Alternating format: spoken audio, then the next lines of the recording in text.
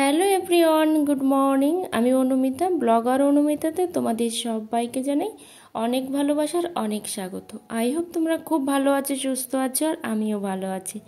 আর সকাল সকাল দেখো চলে এসেছি বাজারে। আজকে হচ্ছে 2রা বৈশাখ, মানে গতকালকে যেহেতু আমরা কিছুই খাইনি, মাছ মাংস, পয়লা বৈশাখে, তো সেই জন্য ভাবলাম যে না, আজকে সকাল সকাল বাজারে চলে যাই।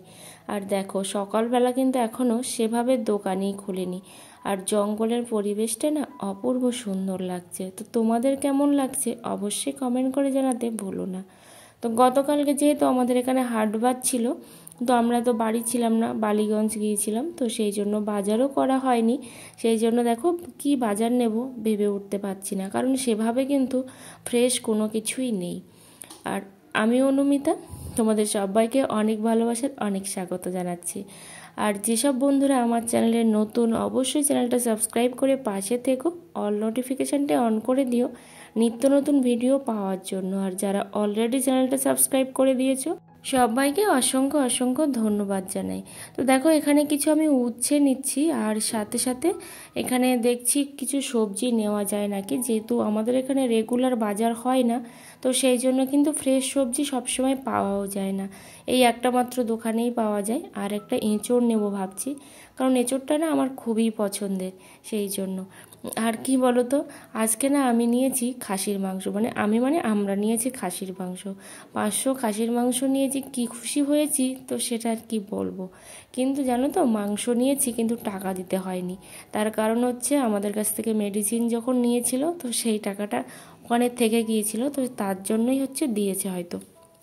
তো বাড়ি এসে দেখো এখানে আমি বানিয়েছি চা, যেহেতু অনেক সকালে বাজারে গিয়েছিলাম, তো সেই জন্যই কিন্তু চাটা আর করা হয়নি। আর এই গরমে না আমি চা খাবো না।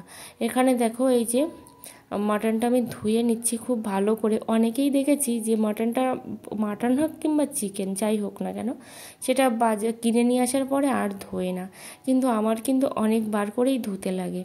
তো এখানে দেখো আমি ধুয়ে নিচ্ছি। আর হ্যাঁ, সেই সব বন্ধুদের উদ্দেশ্যেই বলছি যারা যারা চ্যানেলটা সাবস্ক্রাইব করছো অথচ বলছো যে আমার পাশে থেকো, আমার সাথে থেকো, আবার দেখছি যে আনসাবস্ক্রাইব করে চলে যাচ্ছ, প্লিজ তোমরা এটা করো না। আর একটা জিনিস, ভিডিওটা ফুল ওয়াচ করো, না হলে যে পর্যন্ত দেখেছো সেই পর্যন্ত দেখেও হয়তো তোমরা সেখানে স্টপ করতে পারো, কিন্তু এইভাবে অল্প অল্প করে দেখে কেটে কেটে দেখে ভিডিওর ক্ষতি করো না। কারণ আগে যেভাবে আমার ভিউজ আসতো সেভাবে তো একেবারেই ভিউজ আসছে না। আর আমার কোথায় কি প্রবলেম হচ্ছে অবশ্যই তোমরা কমেন্টে জানাতে ভুলো না। দেখো মাছ যেহেতু পাচ্ছেই না, সেই জন্য অনেক চেষ্টা করছে একটু মাছ ধরার। আর পুকুরের মাছ বুঝতেই পারছো, মাছ আছে কিন্তু মাছটা না সবসময় হয় না। এখানে দেখো রান্না করবো, আর অলরেডি অনেকটা বেলা হয়ে গেছে। ওই যে সকালবেলা পান্তা খেয়েছিলাম, বেগুন দিয়ে আলু দিয়ে ভাজা ছিল আর পান্তা ভাত, তো সেই জন্য রান্না বসাতে বসাতে অলরেডি হচ্ছে 12টা বেজে গেছে। আর এখানে দেখো এখন আমি আলুটা কেটে নিয়েছি, নিয়ে হচ্ছে বসিয়ে দিয়েছি। মাসিমা ছাড়িয়ে রেখেছিল আর আমি বসিয়ে দিয়েছি। তো প্রথমে ভেবেছিলাম যে আমি উনুনে রান্না করব, কিন্তু পরে আমার হাজব্যান্ড বলছে যে না, উনুনে করতে হবে না, কারণ এখনও সেভাবে রেডি হয়ে ওঠেনি, তো সেই জন্য তুমি গ্যাসে রান্না করো। আবার দেখো চলে এসেছি পুকুর পাড়ে ওই পাত্র দিতে। আর এখানে দেখো কিছু মাছ পড়েছে, কিন্তু মাছগুলো খুব একটা যে বড় সেটাও কিন্তু নয়।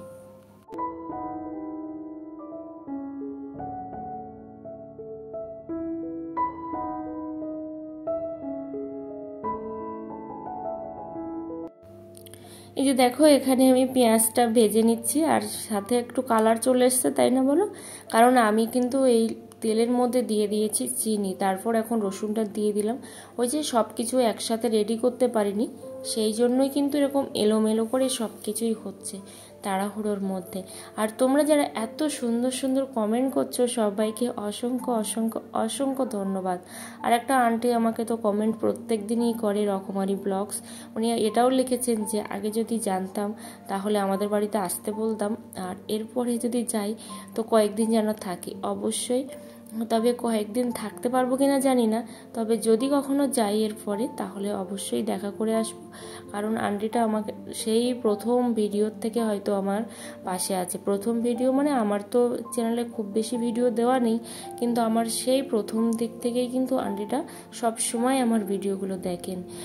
তো এখানে দেখো আলুটা আমি এখন দিয়ে দিলাম, আর কষানোটা প্রায় হয়ে গেছে। যেহেতু অনেকটা লেট হয়েছে সেই জন্য আমি প্রেশার কুকারে দেবো মাটনটা, না হলে অনেকটা লেট হয়ে যাবে। আর কারণ সেদ্ধও হতে চায় না ঠিকঠাক করে, সেই জন্য প্রেশার কুকারে দেবো। তো এখানে দেখো শুক্তোর জন্য আমি কিন্তু রেডি করে নিচ্ছি। আসলে ওই দিকটাও করছি আবার এই দিকটাও করছি, তো অনেকটাই কিন্তু লেট হয়ে যাচ্ছে। আর অনেকে দেখছি নতুন নতুন অনেক সুন্দর সুন্দর কমেন্ট করছে। তবে একটা জিনিস এটাও ভালো লাগছে যে আমি সকালবেলা উঠে দেখছি যে সাবস্ক্রাইবার আবার 1-2 ঘন্টা পরে দেখছি তার থেকে 2-4টে করে কমে যাচ্ছে। আরে বাবা, সাবস্ক্রাইব কেন করো? যদি তোমরা পাশে না থাকতে পারো, যদি বিশ্বাস না করতে পারো, তাহলে তো সাবস্ক্রাইব করে লাভ নেই। আর যদি বিশ্বাস করতে পারো, পাশে থাকতে পারো, তাহলে অবশ্যই সাবস্ক্রাইব করে পাশে থেকে যেও। যে এখানে দেখো মাছটাও ধরে নিয়ে এসছে, মানে মাসিমা হচ্ছে ধুয়ে কেটে দিয়েছে মাছটা, আর জল ঝরার জন্য এখানে রেখে দিয়েছে। এখন আমি মাছগুলো ঠিক ভাগ করে নেব। ভাগ করে বলতে এখনকার জন্য মানে আজকের জন্য রান্না হবে, আর হচ্ছে আগামীকালের জন্য রান্না হবে। তো সেই জন্য দেখো কিভাবে গুনছি, এটাই কিন্তু বারবার মনে করছি যে ছোটোবেলার থেকে না যত ছোট মাছই হোক সেগুলো কিন্তু আমি গুনে গুনে সবার জন্যই ভাগ করতাম, যাতে করে সবাই সমানভাবে পায়। মানে ছোট বড় কেউ যেন ছোট না খায়, কেউ যেন বড় না খায়, সবাই যেন সমানভাবে পায়। তার জন্য কিন্তু ভাগ করাটা একটা আমার অভ্যাস বলতে পারো।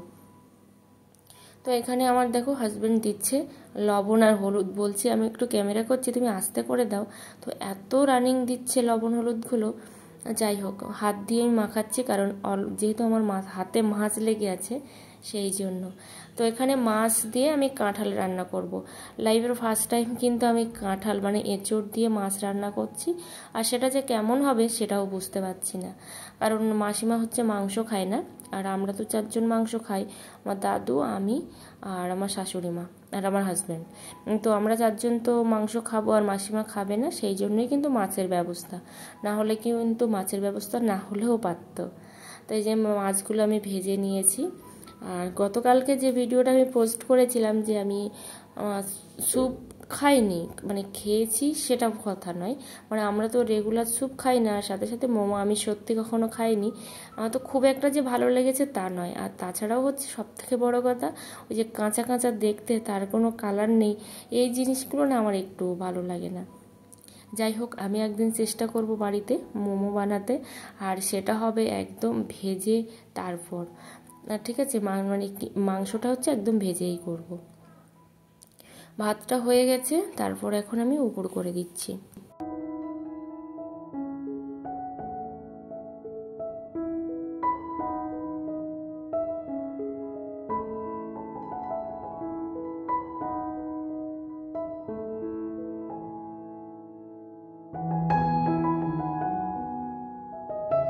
ভাতটা এখন উপর দিয়ে দিলাম, আর এবার দেখো আবার সেই এঁচোড়টা আমি করে নিচ্ছি, মানে কষিয়ে নিচ্ছি। আসলে বুঝতেই পারিনি যে টমেটোটা এতটাই শক্ত, না হলে কিন্তু আমি কুচিয়ে কুচিয়ে দিতাম। সেটাই বারবার করে মনে করছি যে টমেটোটা এতটা শক্ত, আগে জানলে আমি কুচিয়ে কুচিয়ে কিন্তু এর মধ্যে দিয়ে দিতাম। তো এখন দেখো বন্ধুরা, এখন আমি হচ্ছে মানে এঁচোড়টা রান্না করে নিয়েছি, তারপর এখন শুক্তোটা বসাবো, আর একটা সাইডে কিন্তু আমি আম বসাবো। তো সেটাও দেখছি যে কি করে কি করা যায়।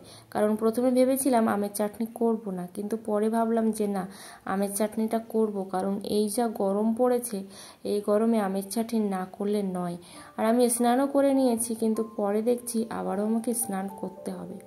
কারণ এই যে মাছ রান্না করলাম, মাংস রান্না করলাম, আর সাথে হচ্ছে নিজে ঘেমেও যাচ্ছি, তো সেই জন্য তো রান্না করতে মানে স্নান তো করতেই হবে। আর যেসব বন্ধুরা প্রত্যেক দিন ভিডিও দিচ্ছ, অবশ্যই ভিডিও দাও, ভিডিওতে ভিউজ আসুক আর না আসুক, অবশ্যই ভিডিও দাও। আর কে আগে চলে যাচ্ছে সেটার কিন্তু দেখার কোনো প্রয়োজন নেই, নিজের মতো করে চলো, নিজের মতো করে ভিডিও দিয়ে যাও, দেখবে একদিন ঠিক ভিডিও ভাইরাল হবে। সেটা কবে হবে, কিভাবে হবে, কেউ কিন্তু বলতে পারে না। ওই যে আমরা ভিডিওগুলো দেখি না, টেক চ্যানেলে যে বলে এই সেটিংস অন করো, ওই সেটিংস অন করো, ভিডিও ভাইরাল হবে। জানো তো এক সময় ওই খপ্পরে পড়ে আমি সব সময় ওই ভিডিও নিয়ে টেক ভিডিওর পিছনেই পড়ে থাকতাম, এই সেটিংস ওইটি সেটিংস করতে করতে, কিন্তু দেখলাম আলটিমেট জিরো, কোনো কিছুই কিন্তু হয় না। কারণ নিজের ভিডিও কবে ভাইরাল হবে সে একমাত্র অ্যালগরিদমই জানে আর ভগবান জানে, তাছাড়া কিন্তু আর কিচ্ছু নয়। তো অনেকেই আমাকে কমেন্ট করে যে আমার পরিবারের খাওয়া দেখাতে, তো যেহেতু দেখলাম যে আমরা সবাই এক জায়গায় আছি, তো সেই জন্য একসাথে সবাই বসে পড়লাম খেতে। আর এই যে প্রচুর গরম, ওই ঘরের মধ্যে খাওয়াটা যাচ্ছে না, আর অল্প জায়গা তো সেই জন্য বারান্দাতে আমরা খেতে বসে পড়েছি।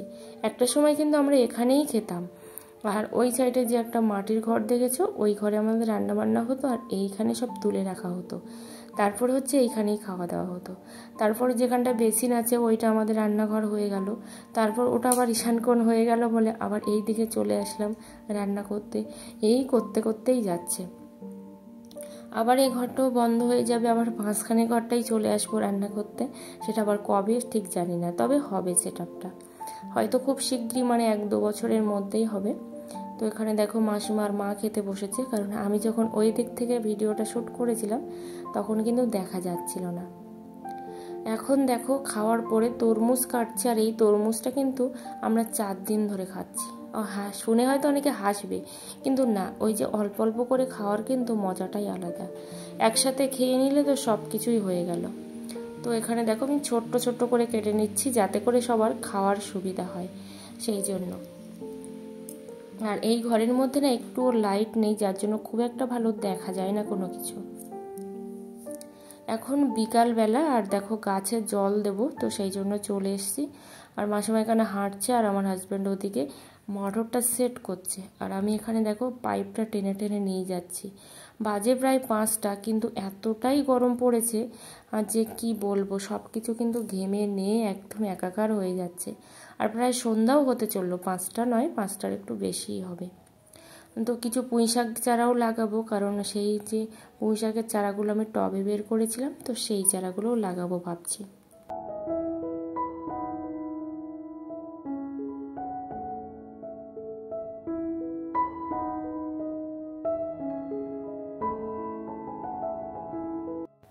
এইদিকে দেখো লঙ্কা খেতেও জল দিয়ে দিচ্ছি, মানে চারিদিকে জল দিচ্ছি, কিন্তু সব কিছু তো আর শেয়ার করাটা হয়ে ওঠে না, তাহলে তো ভিডিওটা অনেকটাই বড় হয়ে যাবে।